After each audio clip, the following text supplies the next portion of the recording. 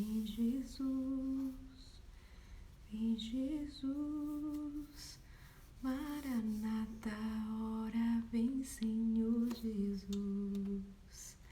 Vem Jesus, vem Jesus, Maranata, ora vem Senhor Jesus.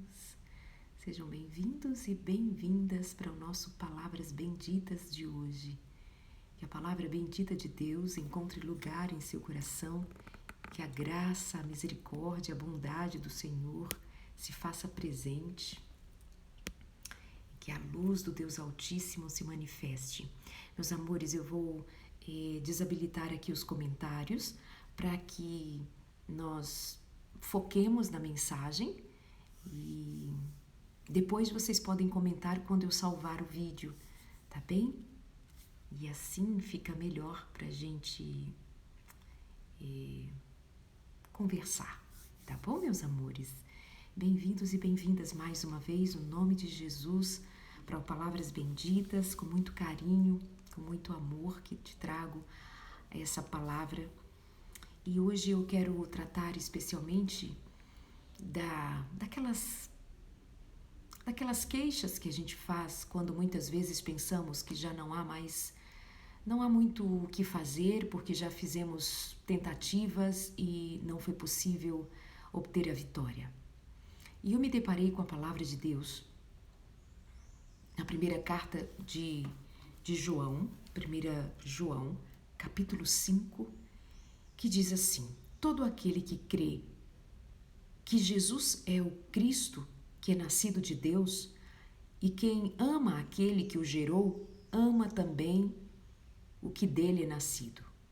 Nisto sabemos que amamos os filhos de Deus, quando amamos a Deus e praticamos os seus mandamentos.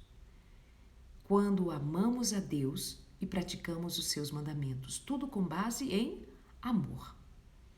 Nesta semana, uma moça me escreveu e ela dizia que tem muito medo, ela está com muito medo das coisas que estão acontecendo, ela tem medo até de ler a Bíblia, ela tem medo de ler os evangelhos.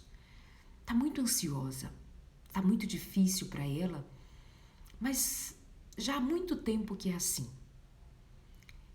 E eu queria dizer a você que por algum motivo também tem medo, por algum motivo também está ansioso, ansiosa, seja o motivo que for.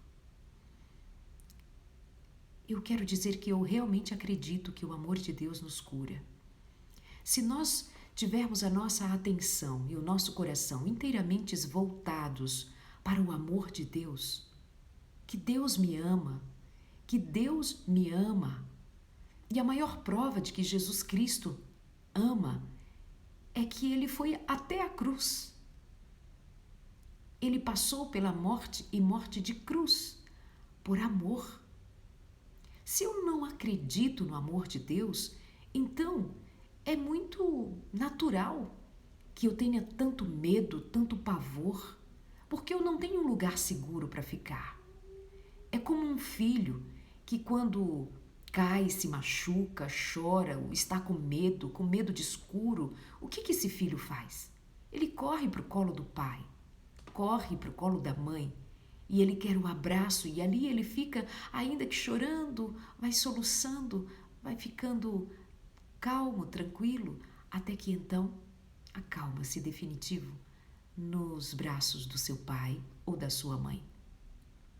Quando acorda no meio da noite com medo, teve um pesadelo, um sonho qualquer, ele pode levantar muito bem da sua cama e sair correndo para o quarto dos seus pais e ali ficar quietinho, quentinho entre os braços que o amam.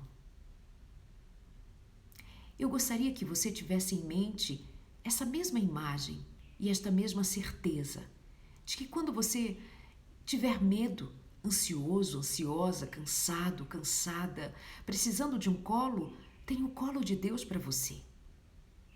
Esse colo de Deus, ele se manifesta na certeza de que você é amado, na certeza de que Deus, ele é fiel em cumprir as suas promessas e te receber como filho amado. Acontece que muitos de nós têm medo do inferno, têm medo do fogo do inferno, têm medo da morte, porque não sabe o que vem depois. Não sabe o que vem a seguir, não sabe porque não conhece a palavra, mas muitas vezes, conhecendo a palavra, também tem medo. Mas o amor lança fora todo o medo. O amor lança fora todo o medo.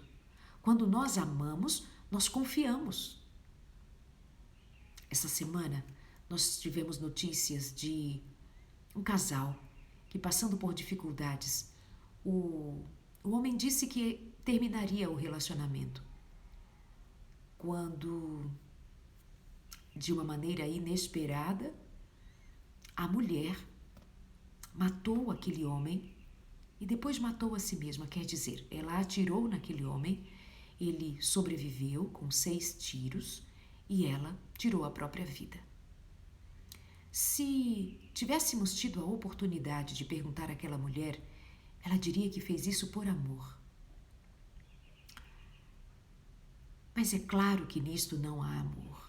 Há desespero, há patologia, há uma doença, algo que perturba, algo que mina as energias, algo que mina a coragem de encarar a realidade, algo que destrói, inclusive, a imagem de si mesmo, de que tem valor, de que pode muito bem ser amado, amada, de verdade, por quem nos queira, por quem nos abrace, por quem nos queira como alguém para dividir a vida para o resto da vida. Mas vê quando nós não temos certeza do amor, cometemos loucura. Quando não temos certeza do amor, cometemos loucura. E nós temos sido levados a crer que o amor de Deus vai só até a 2ª página. Que quando nós erramos, ele vira as costas. Que quando nós não conseguimos fazer o que estava no script para ser feito, então ele nos vira as costas. Nós desconfiamos de que Deus só nos ama se nós formos filhos muito bonzinhos, fizermos tudo muito bonitinho, mas que se vacilarmos então, ele não nos ama.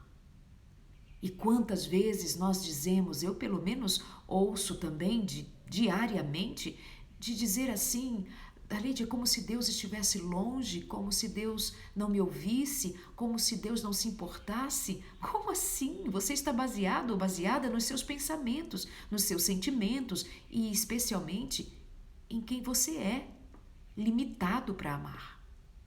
Mas o Senhor, ele é ilimitado em seu amor, ilimitado em sua misericórdia. Será possível que nós não temos provas de que a misericórdia de Deus é absurda, é tamanha, é ilimitada, grandiosa? Será que nós não temos ciência de que Deus é misericordioso conosco? Basta olhar para a nossa própria vida, ver quantas vezes nós ofendemos o coração de Deus. E o que houve? Ele nos abandonou? Veio um raio dos céus? Partiu a nós no meio? É assim que o Senhor tem feito? Pela ministração de Cristo, o Senhor tem sido paciente, bondoso, misericordioso, compassivo em nos esperar, nos amar. Ele nos deu Jesus Cristo. Jesus Cristo faz o sacrifício de nos salvar e nós ainda somos levados a desacreditar do amor de Deus e o tomamos como um Deus que castiga, que tem para nós, tem conosco prazer em nos desprezar.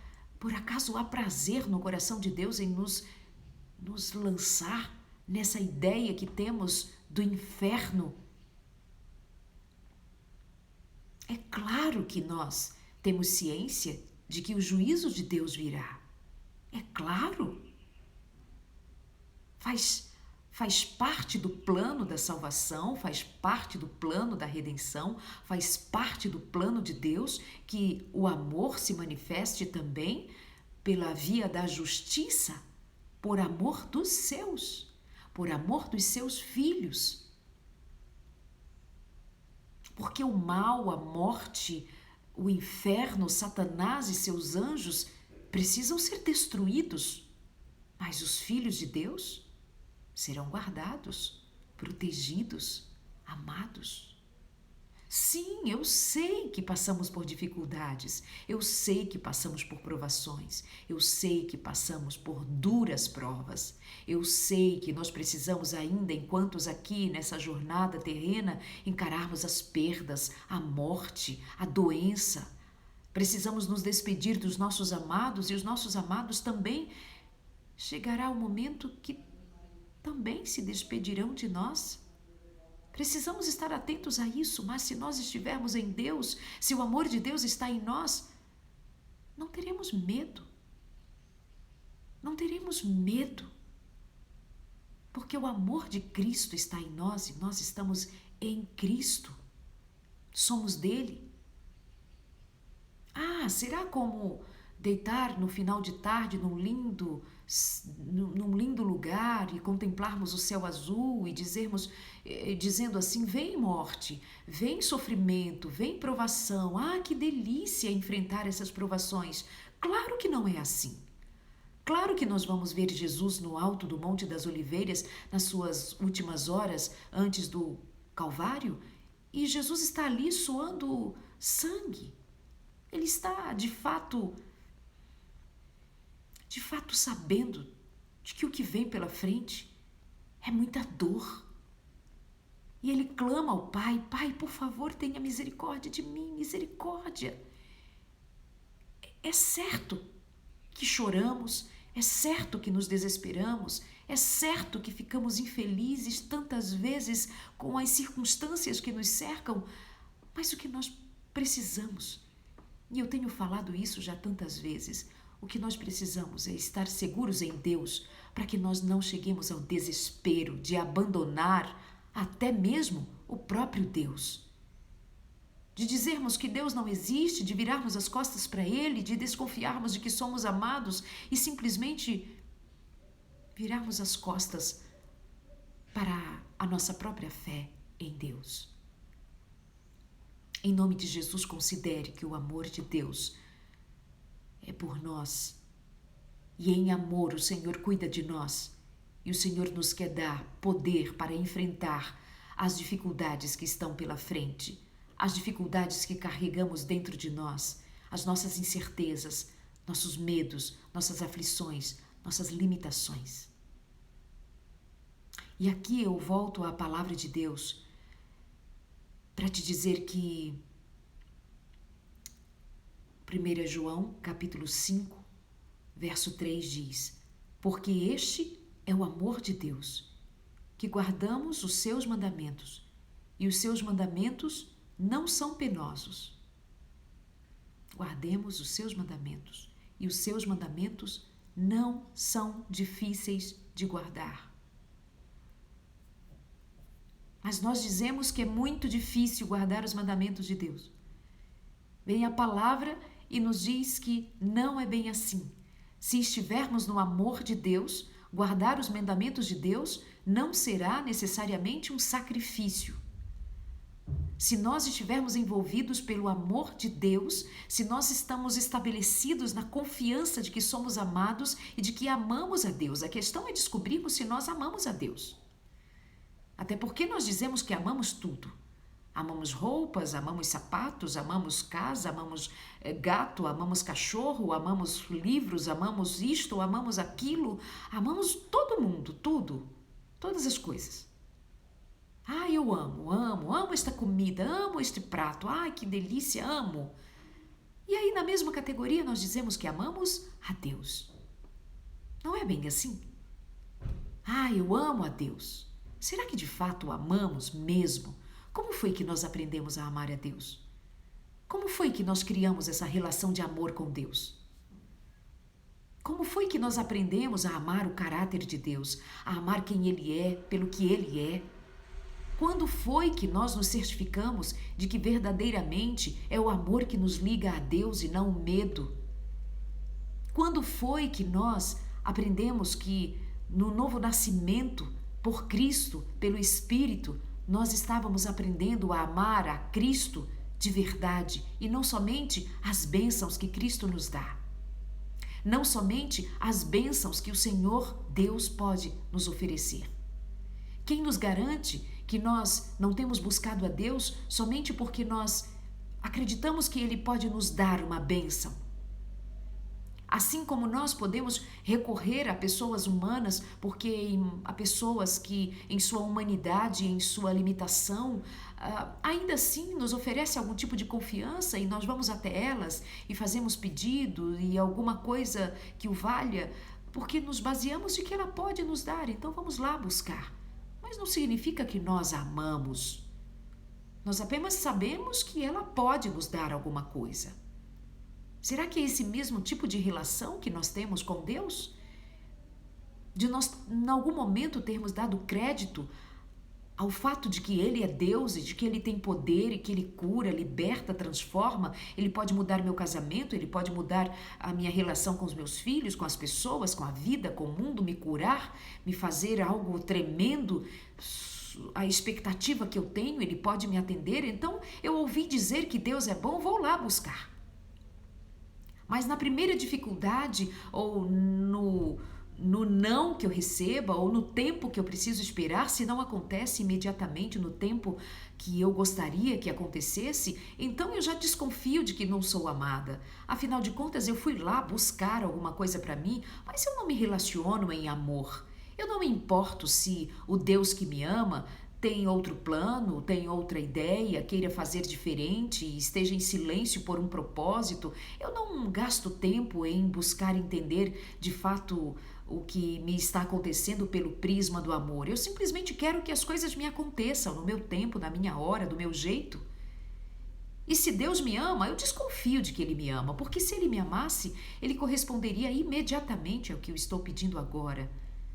Mas já se nós amássemos a Deus, nós conheceríamos melhor a sua palavra, nós teríamos maior intimidade com Deus e teríamos sensibilidade para confiar de que Deus está sim me ouvindo e que no tempo certo Ele me responderá. Eu saberia separar as coisas, de que um não de Deus não significa falta de amor. Pode ser muito bem, justamente o contrário, um pai de amor me poupando de alguma coisa para agora eu entender algo maior logo a seguir. Eu não sei, eu também não quero explicar com palavras comuns, numa simplicidade tão grande, a profundidade, a largura, a altura do amor de Deus. Eu não sei também quais são todos os motivos pelos quais Deus nos diz não ou nos faz esperar. Eu não sei tudo a respeito de Deus, mas eu tenho aprendido a conhecer mais de Deus e saber que, dando certo, dando errado, sendo assim ou de outro jeito, esperando ou recebendo imediatamente o milagre, Deus é Deus. E eu amo a Deus por quem Ele é, porque Ele é fiel, porque Ele é bom. E Ele é bom, sabe por quê? Não exatamente porque Ele realiza todos os milagres, todos os meus desejos, todas as minhas vontades, mas é porque sobre todas as coisas Deus fez o maior de todos os milagres. Ele me salvou. Você quer algo maior do que a salvação eterna? Você está achando mesmo que restaurar o seu casamento, te dar um filho, te dar o que seja que você tenha esperado, esteja esperando, você realmente vai trocar isto pela salvação, ou trocar a salvação por isto? Por mais que estas coisas e tantas outras, dentro do que você espera, sejam importantes, necessárias, urgentes, fundamentais, mas nada é mais urgente, fundamental e importante do que você considerar o que significa a salvação. Sermos salvos pelo sangue de Jesus, sermos salvos por seu amor e sua graça, sermos salvos por sua bondade, sermos salvos em amor para a eternidade. Se morrer, morreu. Se conseguimos, conseguimos. Se fomos curados, mas ainda se morrermos, a salvação que Cristo operou em nós é tamanha que nós seremos ressuscitados para a eternidade, no nome de Jesus. Nem mesmo a morte pode nos separar do amor de Cristo Jesus? Porque ela mesma fora vencida quando Jesus Cristo morreu e ressuscitou. Eu estou dizendo isso tantas vezes, já que temos falado mais do que nunca a respeito da morte. E eu sei que todos os dias temos aqui alguém que está buscando alívio para a dor de ter perdido um ente querido, ou por conta de um medo tremendo da morte. Mas nem mesmo a morte pode nos separar do amor de Deus. E nossa fé precisa estar baseada no amor daquele que prometeu. O amor de um Deus que nem mesmo poupou o seu Filho para que nós tivéssemos salvação, vida eterna, para que nós fôssemos livres das mãos de Satanás, para que nós fôssemos livres do inferno e das trevas, para que nós fôssemos livres da opressão do maligno, para que nós fôssemos livres do medo, do desespero, do pavor. Pensa bem, olha para a experiência de todos os santos que foram levados à morte por amor de Cristo. Nenhum deles morreu desesperado. Olha para a face de Estevão, como a palavra descreve. Estevão estava cercado de pessoas que rangiam os dentes de ódio dele, que tomaram cada um pedras e lançaram contra aquele homem enquanto ele estava morrendo. Seus olhos se dirigiam aos céus e ele contemplava a Deus, que o deixou morrer, é certo. Não enviou um anjo do céu para tirá-lo dali, para livrá-lo. Ele morreu diante dos olhos e diante do ódio daqueles todos que o cercavam. Mas por causa da morte daquele homem, o Evangelho tomou um impulso tão grande, porque todos puderam testemunhar como é que um cristão morre. Morre em paz. Ficaram perplexos os seus inimigos. A notícia correu por todo Israel e notícia que se espalhou por todos os cantos. O Evangelho era real. A fé que aqueles homens e mulheres professavam em Jesus Cristo era real. Eles não tinham medo mesmo nem da morte, porque eles sabiam que se morressem por amor de Cristo, por amor do Evangelho, alicerçados na palavra de Cristo, no poder de Deus, na unção do Espírito, eles poderiam fechar os seus olhos, ainda que em morte de tanta dor. Eles sabiam que em Deus tinham paz e em paz morreram para a glória de Deus. A questão é que também nossa vida parece não ser uma vida que tenha como intenção primordial, primeira sobre todas as coisas, glorificar a Deus. Parece que a nossa motivação de maior não é glorificar a Deus, parece que é glorificar a nós mesmos. Parece que é conquistar coisas aqui que nos glorifiquem. Parece que é fazer aqui o que quer que seja na vida por sucesso próprio, pessoal, sem considerar, antes de tudo, o Evangelho, o reino, a glória de Deus, como os santos de Deus fizeram. E mesmo em face da morte, não se acovardaram, mas se entregaram. Foi assim com todos os discípulos. Foi assim com João Batista, o maior dos profetas. Foi assim com todos. De Gênesis a Apocalipse, procura os santos ali. Quem deles? Santos no Senhor. Santos na misericórdia de Deus, separados para Deus, separados para o serviço, separados para o Evangelho, separados para a unção, separados para a glória de Deus, separados para o reino, para o Senhor. Paulo se desesperou? Pedro se desesperou? Quem se desesperou? Nem Jesus, que foi o que levou sobre as costas, sobre os ombros, os pecados do mundo, que experimentou um tempo de separação do próprio Pai, porque carregava sobre os ombros os seus e os meus pecados. O que você viu Jesus dizer na cruz? Pai, se possível, afaste de mim. Lá no Calvário não passou. Então ele enfrentou a cruz. E lá na cruz, quais foram suas últimas palavras? Pai, perdoa, eles não sabem o que fazem. Pai, em tuas mãos eu entrego meu espírito. Pai, em tuas mãos eu entrego o meu espírito. E descansou, tendo antes entregue sua mãe para João cuidar. As últimas palavras de Cristo são palavras de desespero? São palavras de descrença?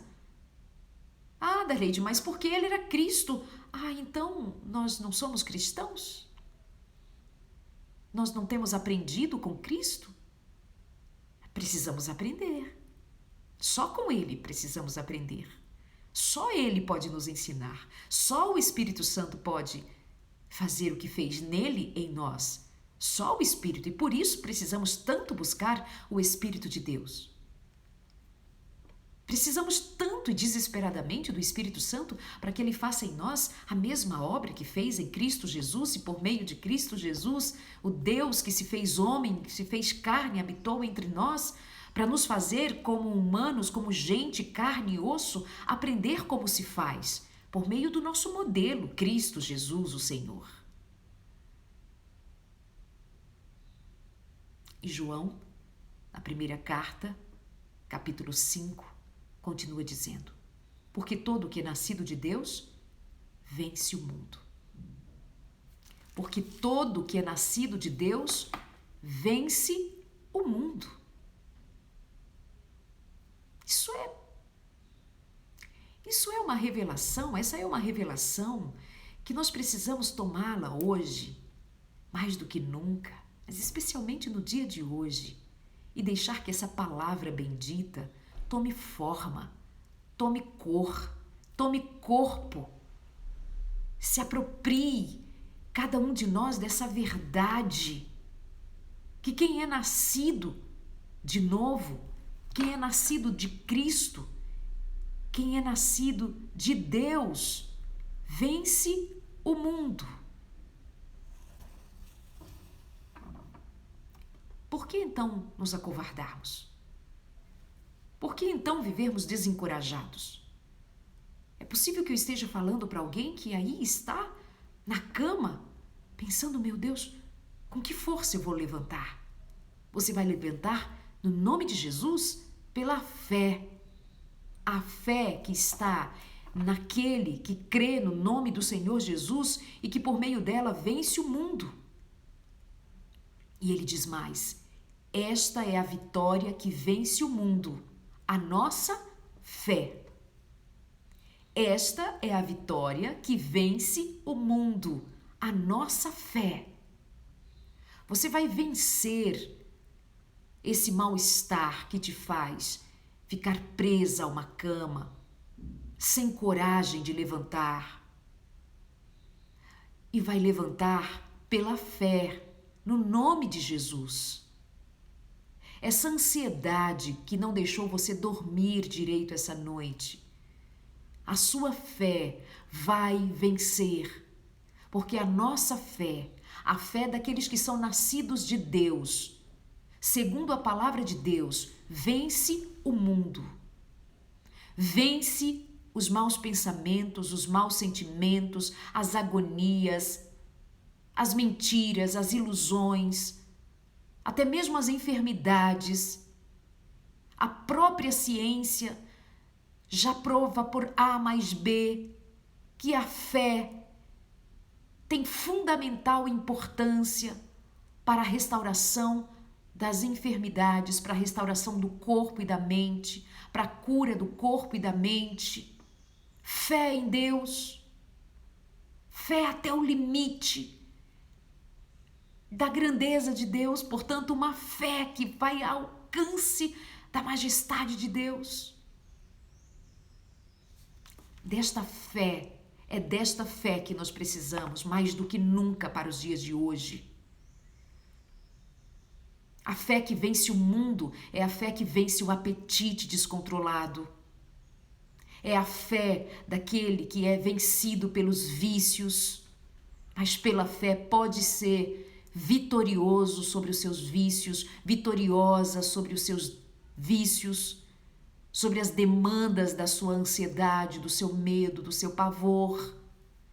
A fé que vence o mundo vence o seu descontrole, o seu destempero. A fé que vence o mundo é a mesma fé que faz com que você tenha domínio próprio.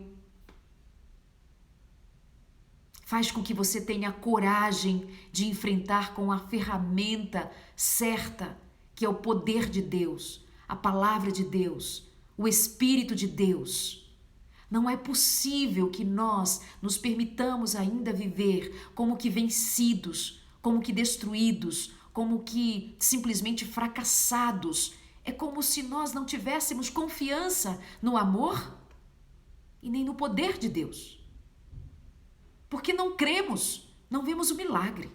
Porque a nossa fé é baseada em coisas comuns e não no extraordinário de Deus. Mas é preciso ter fé. Será que eu estou falando para uma mulher que tem descontrole do apetite? Come demais?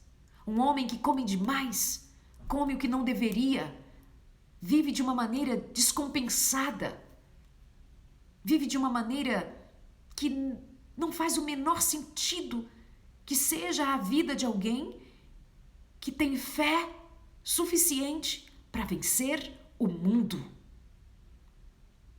Quanto mais o seu mundo aqui dentro, o meu mundo aqui dentro, no nome de Jesus, pela fé que vence o mundo, eu venço o meu mundo aqui dentro, com todas as suas necessidades, com todas as debilidades, com tudo aquilo que o meu mundo interior carrega, com tudo aquilo que a minha vida traz de marcas, traz de cicatrizes, traz de histórias, traz de toda espécie de experiência vivida por cada um de nós, em cada um de nós, não importa. Não importa necessariamente o motivo de qualquer uma das coisas que nos aconteceram. Já não temos mais tempo de ficar investigando os mínimos detalhes das coisas que nos aconteceram. É tempo de nós nos apropriarmos da palavra de Deus e em Cristo Jesus sermos mais que vencedores, nos apropriando da fé que o próprio Deus, por meio do Espírito Santo, gerou em nós, forjou em nós. E porque cremos em Deus, cremos na sua palavra, nós então damos crédito a esta palavra. João está nos assegurando pelo Espírito de Deus, porque todo que é nascido de Deus vence o mundo. Vence o mundo. Esta é a vitória que vence o mundo. Sabe qual é a vitória que vence o mundo, diz a palavra? A nossa fé. Onde está a tua fé? Vai lá, pede a Jesus que te dê mais fé, pede ao Espírito Santo que te dê mais fé.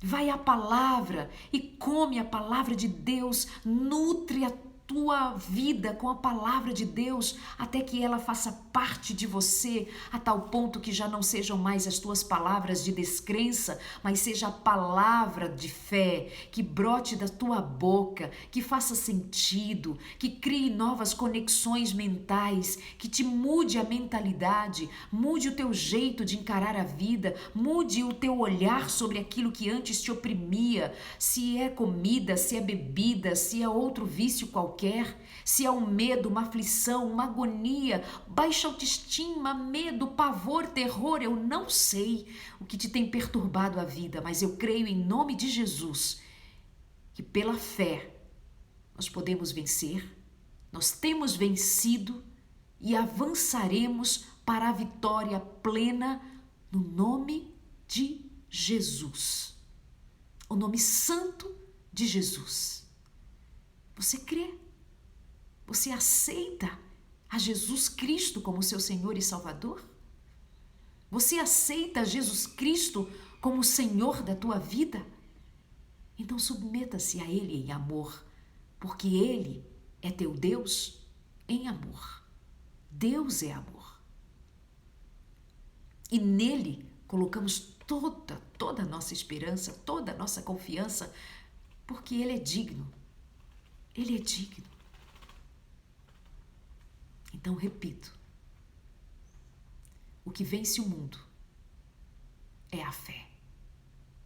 O que vai vencer os desafios do teu mundo, da tua casa, da tua família, dos teus filhos, do teu trabalho ou da falta de trabalho, tendo pouco, tendo muito, o que seja, qualquer desafio, tudo que está dentro do teu universo, do teu mundo, acredite, a tua fé pode, em nome de Jesus, colocar cada uma das coisas no seu devido lugar. No nome de Jesus, suas feridas serem curadas, sua alma restaurada, sua mente iluminada, o poder de Deus manifesto na tua vida, na tua casa, no teu mundo. Em nome de Jesus. Você crê? Amém? Bendito seja Deus. Bendita é a palavra do Senhor. Bendito é o nome do Senhor. Que o Senhor nos abençoe e nos guarde, que o Senhor faça resplandecer o seu rosto sobre nós, que o Senhor tenha misericórdia de nós e nos dê a paz. Bendito seja o nome do Senhor, em Cristo Jesus e pelo poder do Espírito Santo. Amém. Que Deus os abençoe. Obrigada pela companhia. Eu vou deixar este vídeo salvo. Você pode compartilhar, como já tem feito agora. Obrigada por ter vindo ao nosso encontro. Que esta palavra tenha edificado a tua vida. Que você tenha paz. Um grande abraço. Até o próximo encontro.